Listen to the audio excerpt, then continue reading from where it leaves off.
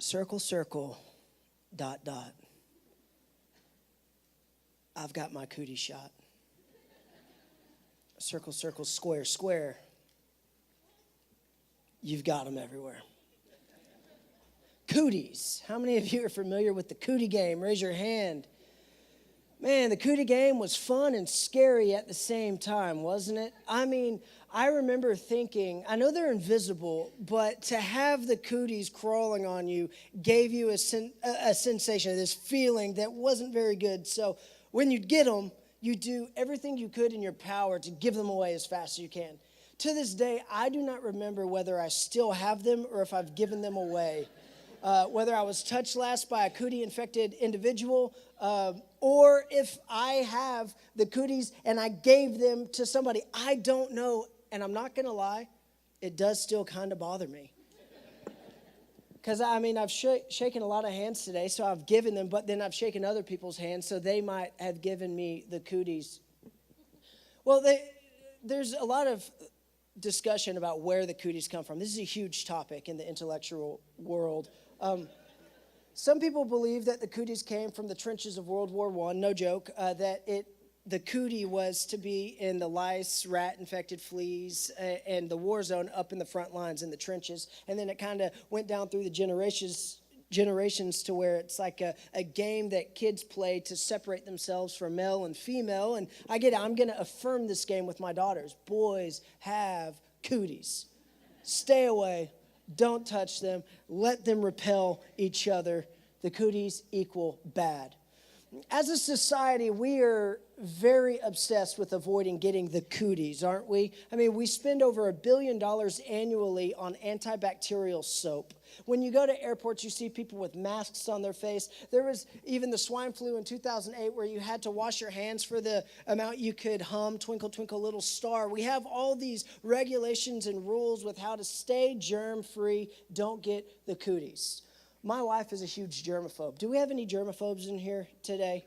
Yeah, you are. Okay, so if there's a stomach bug going around, do not, I repeat, do not invite us to come eat or to hang out. Because if there's just even news that you might have been sick one time, we don't want the virus. My wife does not want to hang out with you. She believes in fellowship, but not if we're going to get a stomach virus. A lot of us feel that same way, don't we, about cooties. And we're careful about what we touch. We get grossed out when so-and-so blows their nose at the dinner table, right? There's so many of you in here that do that. I don't get it. It's nasty. You have cooties. But it's something primal in us that when something is cootie-infected, gross, germy, we try to stay away. It's not something that's modernized. It's not something that we feel because of science, and now we don't touch this because it might have 0.0% germ of strep virus, monocular, whatever. That's not a new thing. People have always been obsessed with staying away from the cooties. And in Luke chapter 5, we find a man who is absolutely 100% full of the cooties. Except the word isn't cootie here. That's a newer word. The word here is leprosy. And what leprosy is it carries a whole variety of skin diseases. It could just be psoriasis or the chicken pox or something. If it's a skin ailment, it is leprosy.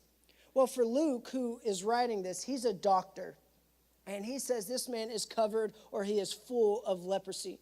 This disease is what we know now today as Hansen's disease. It's a very bad disease that attacks the nervous system. And what happens is you lose the sensation of touch to where if you bump yourself or hurt yourself, your body doesn't heal and you don't know that you have a cut and you bleed and it becomes infected and even extremities begin to fall off. Noses, ears, digits, you become blinded. And for this man to be full of this disease means he's had it for a while. In Jewish law, there is 59 plus verses in Leviticus 13 that talk about what to do if you have leprosy or a skin disease. One thing that you did was you removed yourself from the inside of the city. You got out because, why? We don't want to touch you and get what you've got. Then, if that's not enough, to remove yourself from society, which when you're outside of society, you're no longer able to practice your religion. So your religion and your family has been stripped away from you.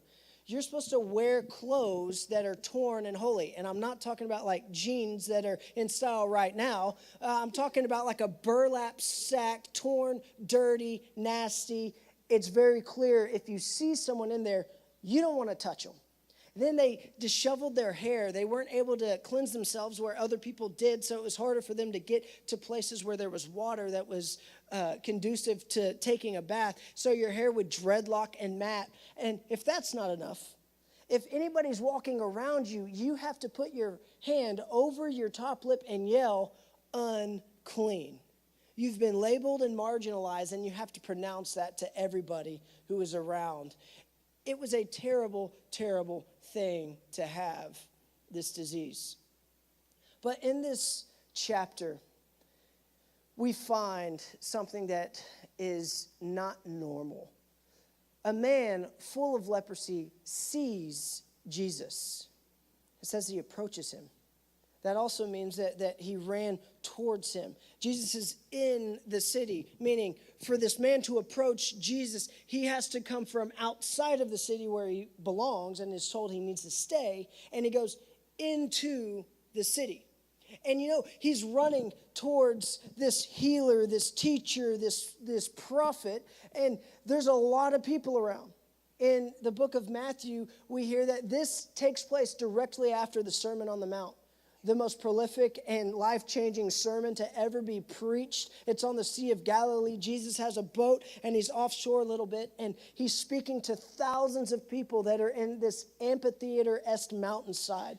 And when we hear that Jesus preaches to the masses, we think, well, how did people in the back row hear? I know everyone's thought that they didn't have microphones or tech support or whatever, but the way that it worked was his voice was echoing off the water onto the rocks, and he actually could project loudly what was being said. And so the people hear him preach. They're more and more excited, more than ever. They see his miracles, and he amasses the largest amount of followers in his ministry at this point. He has thousands of people following him at this point. He's been followed by these people who have left their homes, who didn't even have meal plans. They didn't know what they were going to do. They could have starved, but he fed them. So when he feeds them, more and more people come because they don't need to prepare for food anymore. They don't need to stock up. They just go, and the towns around the Galilee are flooded with people. So we have this scene, and we have the scene of just humans everywhere. Just packed. You think the commons area is tough trying to get your children? Multiply that by thousands, and that's what the scene was like. People are bumping into each other and shuffling and talking about this man, and his popularity is spreading, and everyone wants to see Jesus. And then there's this man full of leprosy.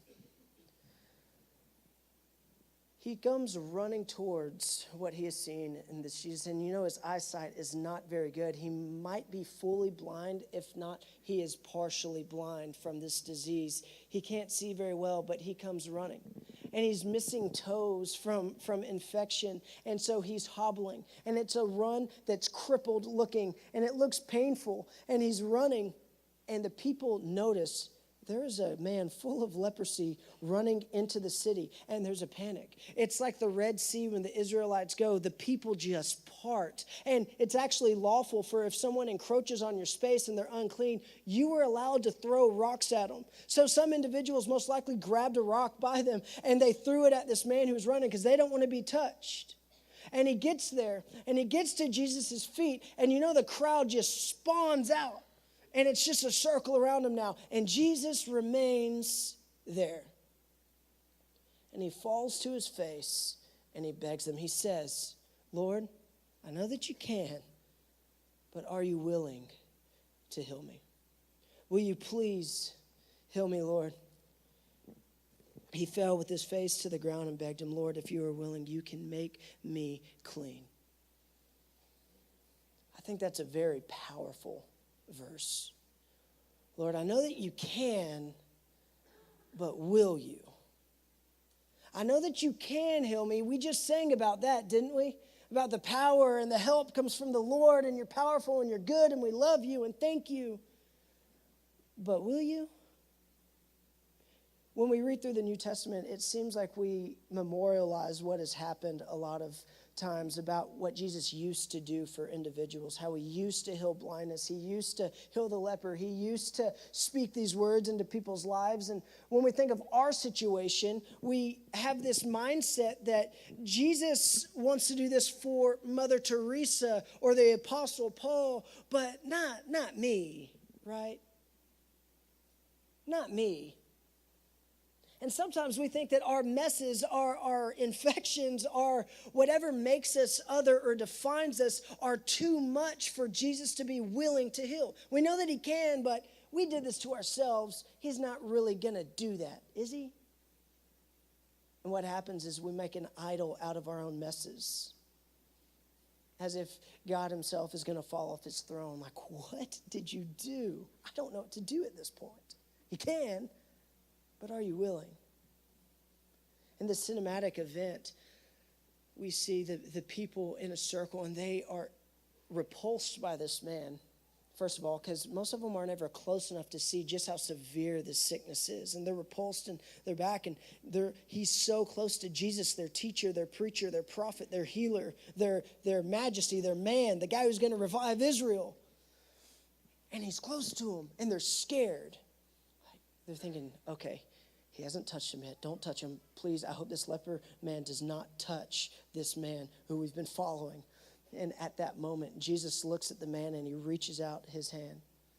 His hand reaches away from the social norms and the insider language and the appropriateness and the cleanliness, and it reaches past the barrier of divide into the marginal, into the sick, into the unclean, into the broken, into the other.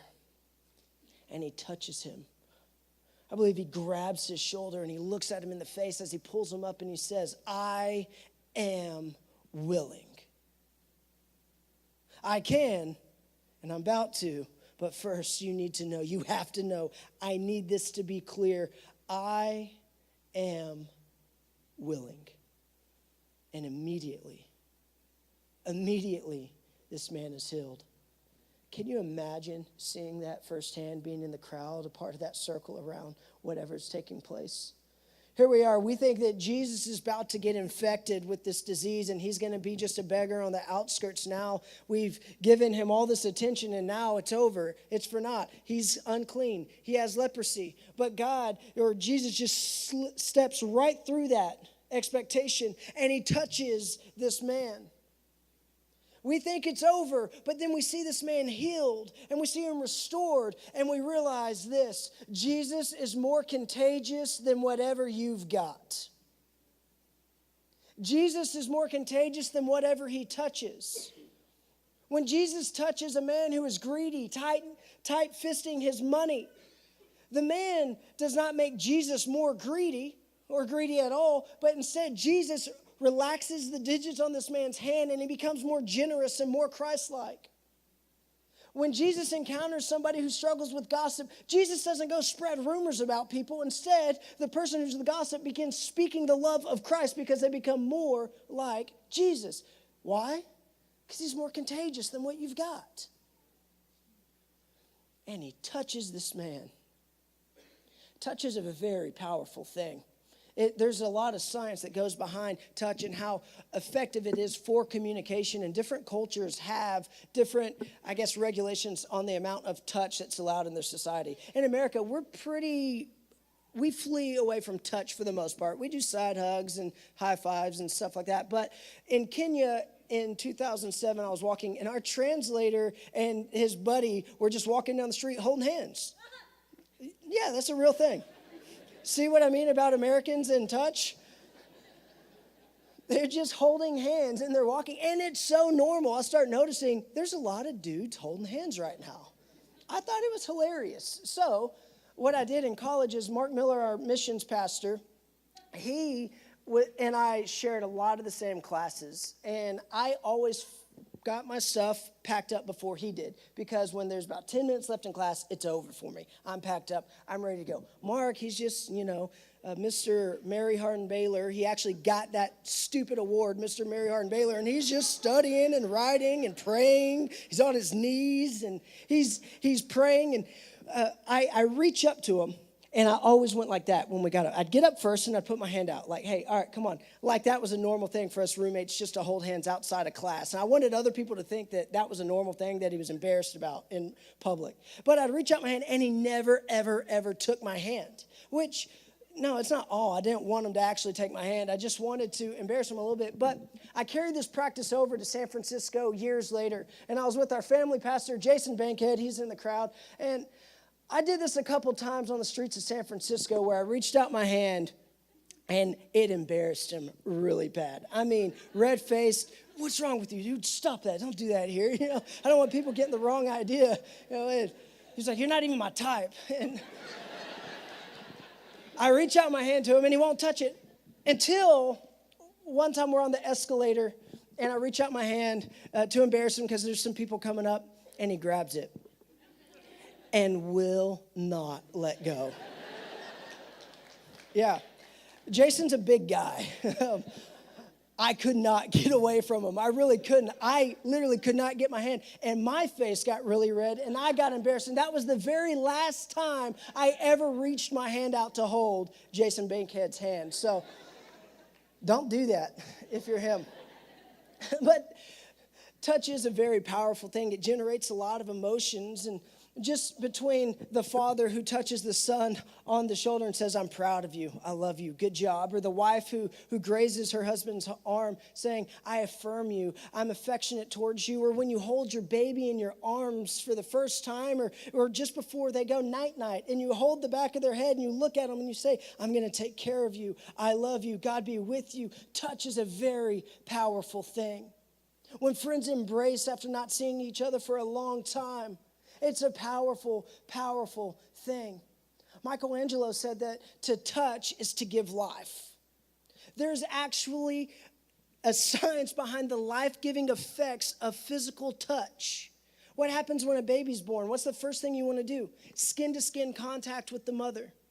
You place them on the mother's chest, skin to skin, because it's a life-giving event. And Jesus was told, don't touch this man, don't touch this man, don't touch people like this, but he reaches out and he touches them. I think that this instant is the gospel. Think about it.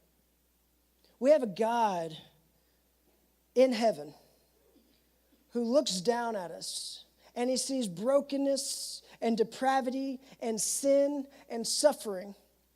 And in his perfection, he can stay up in heaven away, and he can do that. But instead, he reaches down out of heaven, out of the dividing barrier between God and man, and sends his son to come down on this earth and to suffer with us, to be defiled by this world because we put on our sins upon him and we affected him for 3 hours on a Friday. That's it. But he rose again and defeated even that because Jesus is more contagious than whatever we've got. And he reaches through and he touches us and he says, you know what? I can and I'm willing. I can and I'm willing. This man was immediately healed. There wasn't a rehab process. There wasn't a step-by-step checklist he had to do. He didn't have to attend synagogue 6 weeks in a row before he did that, but instead, he looked at Jesus, and then he intentionally ran to him. And his intensity, he fell on his face, and he begged of him. And then he was immediately clean. And because he was clean, Jesus ordered him, don't tell anyone, but go show yourselves to the priests and offer sacrifices that Moses commanded for your cleansing as a testament to them. Yet the news about him spread all the more. So the crowds of people came to hear him and to be healed their sickness. But Jesus often withdrew to lonely places and prayed. The news about Jesus and what he had done had spread. Because when the love of God touches your life, it has no choice but to go outward. We can't have our Jesus and what he's done in our life and put it on our shelf and come week after week and just look at what Jesus has done. Instead, we don't just look at him, but we see him. And to see him is to know him. To know him is to be changed by him. To be changed by him is to be contagious. There's no mess too big for that cleansing touch. There's no place we can be that makes us outside of the reach of God, because then he wouldn't be God. Jesus reaches through and he touches this man. Just capture that image. Let it burn in your brain. And instead of this leper whose nose is fallen off, who's blinded, and who's freshly bloody from these landed rocks that hit their target, instead of his face and his torn clothes and tattered hair, put your face there. As Jesus looks at you and reaches into your circumstance and says, you're bigger than the worst moment of your life. Your decisions will not define you. I will. We seem to be awfully concerned with our dignity and not as concerned with our deliverance. I feel like when we read the Bible, we always see people running and falling on their faces, don't you? That's not a normal thing, and it wasn't then either. To run in public was actually least or more undignified then than it is now. We have way too many men who run in this church. I don't get it. That's a jogging joke. But to run was to lose your dignity, and let alone to grovel and to beg was to say, I don't care what you think. I don't care what you think or where you label me. I'm talking to the person who has the authority to give me the right label, and that's son or daughter of God. A lot of us feel like we don't have this relationship, or we don't see God move in our lives because of our mess. But the problem is, have we actually intensely run towards that which we've seen? Are you actually running towards Jesus? Or are you sitting up outside of the city waiting for him to leave the crowd and just come to you personally and touch you on the shoulder? No, it took an action of this man to run to him. And not only that, he fell on his face in humility saying, God, I need you. Have we been to that point? Because when you get to that point, I guarantee it, you'll see God's movement in your life. You'll see restoration. You won't be so-and-so the addict, so-and-so the divorcee, so-and-so the alcoholic, or the gambler, or the gossip, or the greedy person. You become a son or daughter of Christ. And the news will spread, and it'll be contagious. And it'll overflow out of your heart into other people's. So I want to ask you today, if you've had this experience, this touch with our Savior Jesus, what is it that you are spreading today? What are you spreading? Is it an agenda? Your frustrations? Slander? Your achievements? Your self-worth? Your esteem? Your obligations, your busyness? What are you spreading? Because if you've been touched by Jesus, that same contagious love should be going from you to the next person and the next person and the next person. It was never meant to be in solitary confinement by itself away. Because the love of God isn't just vertical, but it goes horizontally as well. There's no mess in this world that is too big for Christ's love. We've got to stop idolizing our circumstances and to stop defining ourselves by this world and events. We've got to get on our knees and our faces before the Lord and say, you know what? I don't care what they think of me. I don't care what they label me as. I need you. And he will say these words, the most beautiful words ever spoken to man, the most beautiful words in the Bible and ever to be heard. I can and I will. I am willing. I am willing. What do those words mean to you today? What does that look like in your life? If you have anything, the Bible says ask and it will be given, knock and the door will be opened. You have an opportunity today to get out of your own way and to ask, God, if you're willing, will you fill in the blank? You don't get it unless you ask for it. That was my mantra as a kid. I asked for so much stuff. I was spoiled out of my siblings. I asked and I asked and I asked and I asked and I asked and I got it. I'm not saying ask for your 6 figures. That's not what's being preached today. But what do those words, I am willing, mean to you today? What is Jesus trying to show you? Have you been just coming week after week and just looking at this, just looking at Jesus, looking at him? Well, I have a dog named Dirk, and he looks at me all the time, but he doesn't see me. He doesn't know what I'm doing when I'm playing in the backyard with my daughter. He doesn't think, oh, that's a good father spending quality time with his daughter, even though it's 190 degrees outside. No, he sees owner, kid that's annoying, ball. That's all he sees. But there's a major difference between looking at something and seeing it, between hearing and listening, between touching and feeling. And we have a God today that's come from above, that's come from his heavenly perfection and stepped into our mess. And even though our culture and our world were defined something by what happens, or say this is labeled as this, we have a God that says, I don't care what you think. I don't care about your labels. I don't care about your views on something. I don't care that you define people by things in their lives. I don't care, because I say they're loved by me and I am willing.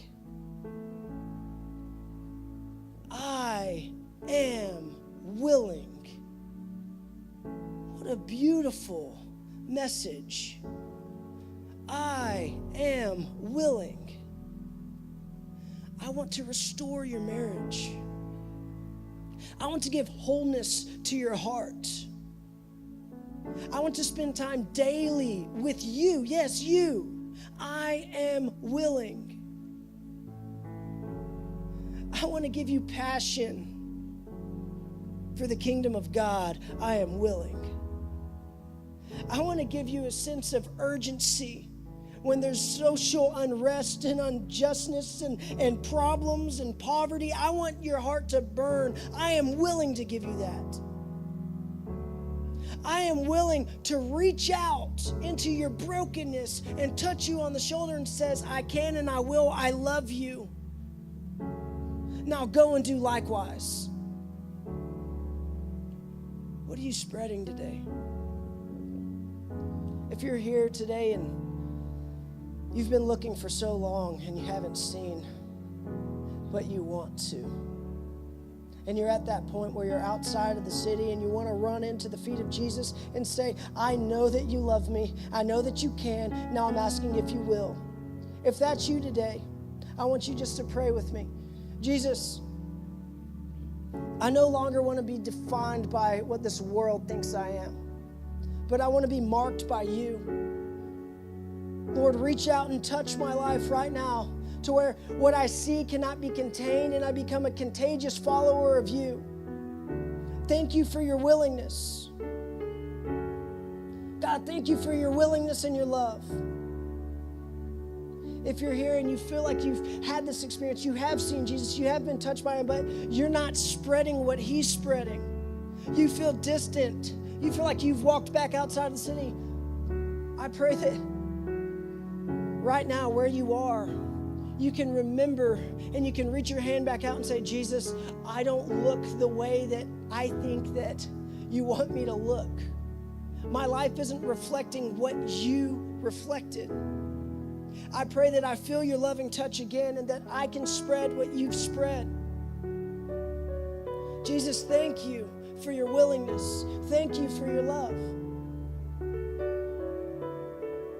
If you or somebody around you prayed that prayer today, I pray that it's going to be different, but I pray that you just touch their shoulder.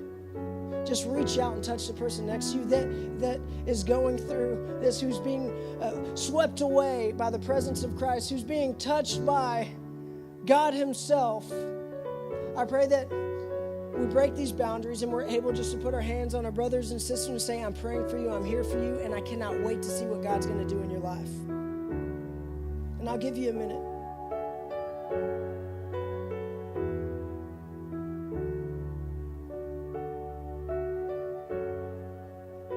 Jesus, everywhere in this room, there's people who are feeling your presence, God. Pray that you tear down the idols of our messes, God, and let us realize that you are all that matters in your definition of us.